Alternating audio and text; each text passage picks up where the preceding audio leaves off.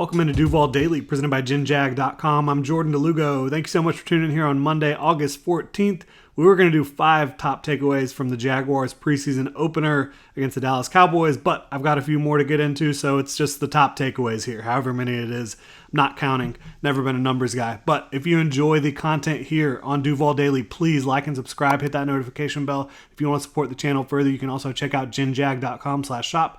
Pick up some new Duval gear. We have got our tie-dye Duval throwbacks available through the end of Tuesday, August 15th.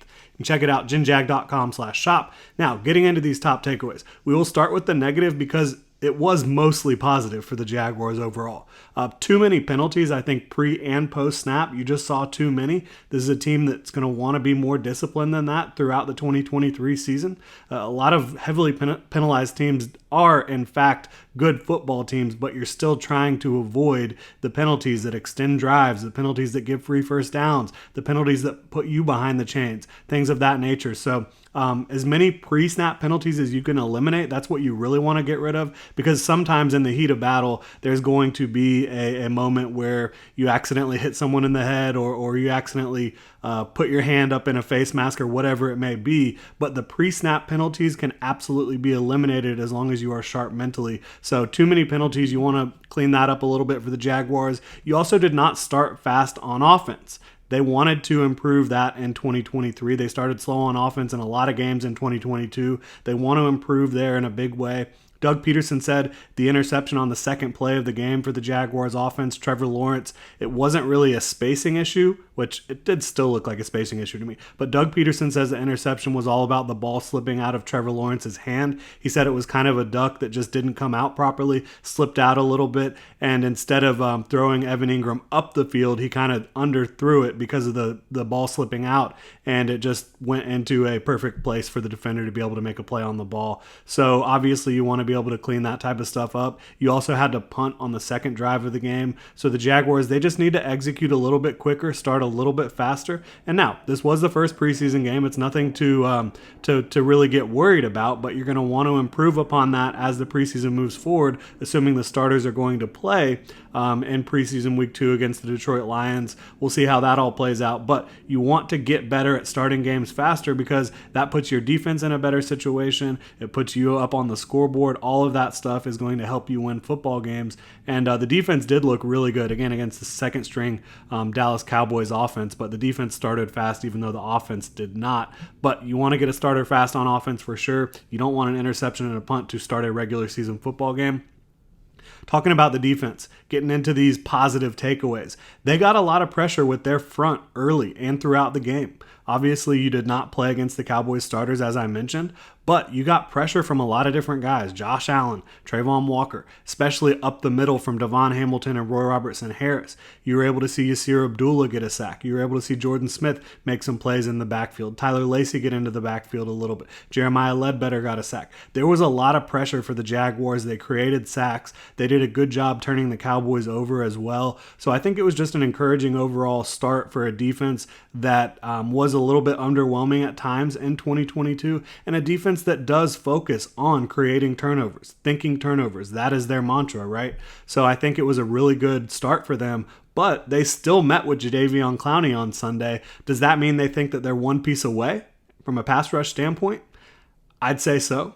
And I would agree. I've been saying that for months here in Jacksonville, that the Jaguars need one more pass rusher. Yes, DeJuan Smoot will be back at some point, but you don't know how effective he will be in his return from an Achilles injury suffered in December, or when he will return to his full effectiveness. So I think bringing in one more guy does make a lot of sense for the Jaguars. We'll see how that plays out. Jadeveon Clowney left without a contract. Doug Peterson said this morning that the meeting went well, but he said it was good, didn't say anything else, didn't expand upon it. So we'll see what happens there with the Jaguars and their pass rush, but a good start for them overall, certainly. Looking at the back end of the defense a little bit, Gregory Jr., he was fantastic. I think if he can continue to play well and grow as he gets more reps and more snaps, both in practice and in these games, these preseason games, maybe you can use him more and more as the season progresses and maybe have an upgrade at nickel, especially in terms of the athleticism that he can bring to the field. He's a very good athlete at the position, a lot better athlete than Trey Herndon, who is the current starter. Herndon can certainly play the run for you. He can play a lot of zone looks for you, but he struggles in man coverage against some of the best slot receivers in the league, So I think maybe Gregory Jr. could be able to stick with some of those guys a little bit better as long as he continues to show progress than Trey Herndon could in man coverage when you want to run those man looks. And of course, you don't want it to become a tell that you're in man coverage. If Gregory Jr. is on the field, you need to be a little bit more dynamic with that than that with your play calling. But I think Gregory Jr. could potentially help in the nickel for the Jacksonville Jaguars if he continues to play the way he did. He was also able to get his hands on the football, forcing a fumble on the back end of the defense just right before a guy was about to score a touchdown, and then also recovering a fumble on special teams. So fantastic performance from Gregory Jr., and I really like the way he looked in the slot for the Jaguars. Ross Matisic, he did sustain a shoulder injury, the Jaguars starting long snapper, a key piece to the special teams unit, a guy that's really, really good, kind of an unheralded position, long snapper, but a very important position nonetheless, and Ross Matisic is one of the best in the league, in my opinion, when you talk about his consistency snapping the ball and also being able to get down there and make plays on coverage. He did that, and he unfortunately sustained that shoulder injury, but per Doug Peterson today, earlier this morning, Ross will be fine. It's not a long-term injury. He's considered day-to-day right now. But if he's sore and they don't really feel comfortable trotting him out there against the Lions this weekend, they will have a backup plan. They did not have a backup plan going into the first preseason game. Backup long snapper is not something you really have in the cards. Now, do you want to have an emergency long snapper? Yes. The Jaguars didn't really have that in preseason week 1. Josh Peterson had never done that before. So they're going to make sure that they have a backup plan heading into preseason week 2 if they need it, if Ross Matisic is still sore later in the week. Talking about one more negative here, and you could view it as a negative. It's certainly a negative for Kevin Austin. He lost ground in the battle for the back of the roster at wide receiver. Kevin Austin Jr. did. He was having a very strong OTAs, minicamp, training camp. He was looking a lot better with his hands. He still wasn't perfect. Like, he was dropping some easy passes that I think most of the guys on the roster, the current 90-man roster, would not be. But he was also making plays down the field, catching big passes, getting big chunk gains for the Jaguars in practice. He was getting singled out in a positive way by Trevor Lawrence, by Doug Peterson, by Press Taylor. Those guys were really high on the improvement that Kevin Austin had shown this offseason. But getting into his first preseason action, he was targeted 3 times. He dropped the ball twice. And on the other play, he just couldn't create any separation. So he struggled, quite frankly. He really did. And the drops are concerning because that was the book on him. Last offseason, you don't want to see the drops from Kevin Austin. And then you saw the other guys that are competing with him for that spot, I would say, perform at a much higher rate. You saw Jacob Harris make an incredible grab down the field. You saw Jaray Jenkins make some nice grabs. You saw Seth Williams make a really impressive grab, had a couple catches, but one of them to extend a drive to move the chains, he had to make a really impressive catch through traffic. You saw Elijah Cooks catch everything thrown his way. Tim Jones, I think, looked better. Parker Washington looked better.